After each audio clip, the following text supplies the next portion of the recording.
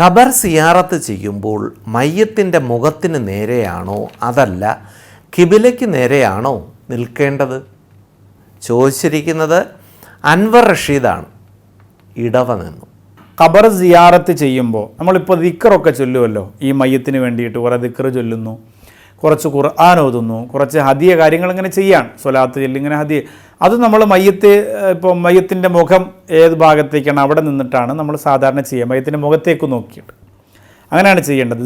ദുആ ചെയ്യുന്ന സമയത്ത് കിബിലയിലേക്ക് തിരിഞ്ഞിട്ടാണ് ദുആ ചെയ്യേണ്ടത്.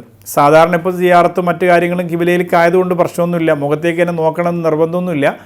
പക്ഷെ സാധാരണ അങ്ങനെ ചെയ്യലാണ്, ഉസ്താദുമാരൊക്കെ അങ്ങനെയാണ് ചെയ്ത് ശീലിച്ചിട്ടുള്ളത്, നമ്മളോട് പറഞ്ഞിട്ടുള്ളതും. അതുകൊണ്ട് അങ്ങനെ ഓർമ്മപ്പെടുത്തിയതാണ്.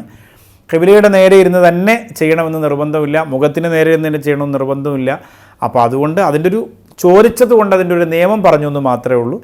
നമ്മളൊക്കെ ഒരുപാട് ഉസ്താദുമാരുടെ കൂടെ സിയാറത്തിന് പോയിട്ടുള്ളതാണ്. ഇപ്പോൾ ഞാൻ ഒരുപാട് ഔലിയാക്കളുടെ കൂടെയും അല്ലെങ്കിൽ വലിയ വലിയ സൂഫിയാക്കളുടെ കൂടെയൊക്കെ പല സ്ഥലങ്ങളിലും സിയാറത്തിന് പോയിട്ടുള്ളതാണ്. അവിടെ ചെല്ലുമ്പോൾ നമ്മൾ ഓതുന്ന സമയത്തും യാസീൻ ഓതുന്നു, ഫാത്തി ഓതുന്നു, ദിക്ർ ചൊല്ലുന്നു, ആ സമയത്ത് മയ്യത്തിൻ്റെ മുഖത്തേക്ക് നോക്കിയിരിക്കുന്ന ആ രീതിയിലാണ് നമ്മളിതൊക്കെ ഓതുക.